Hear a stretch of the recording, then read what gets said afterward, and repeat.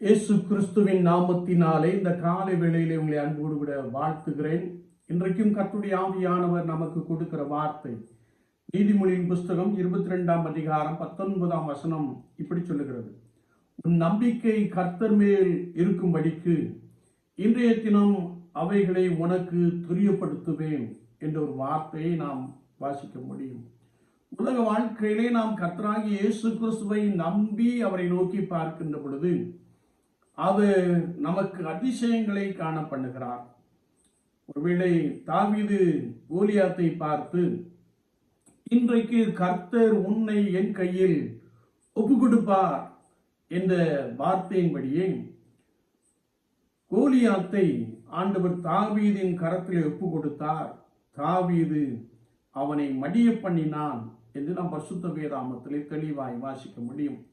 என்னை கேட்டுக்கொண்டு இருக்கிற என் அன்பு சகோதரனே, சகோதரியே, கர்த்தராகிய இயேசு கிறிஸ்துவை விசுவாசித்து நடக்கிற அனுபவத்திலே நீங்கள் கர்த்தர் மேல் நம்பிக்கை வைக்கின்ற பொழுது, உங்கள் நம்பிக்கை கர்த்தர் மேல் இருக்கின்ற பொழுது அவர் உங்களுக்கு அநேக காரியங்களை தெரியப்படுத்துகிறார். குறிப்பாக நல்ல ஆசீர்வாதங்களையும் நல்ல கிருபைகளையும் உங்களுக்கு நிறைவாய் கொடுக்க போதுமானவராக இருக்கிறார்.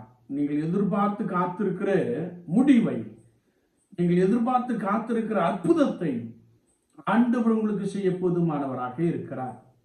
இந்த நாளிலும் நம்முடைய நம்பிக்கை கர்த்தர் மேல் இருக்கட்டும். அவர் இருதயம் அதிசயப்பட்டு பூரிக்குமான செயல்பாடுகளினாலே உன்னை நிரப்புவாராக.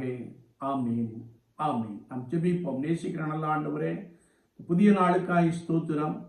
இந்த நாளிலும் யாரெல்லாம் உம்மை நம்பி நோக்கி பார்க்கிறார்கள், அவருடைய வாழ்க்கையிலே இரட்டிப்பான நன்மைகளை, அதிசயங்களை நீர் கொடுக்கிற தெய்வமாய் இருக்கிறபடினாலே நாங்கள் உமக்கு ஸ்தோத்திரம் செலுத்துகிறோம்.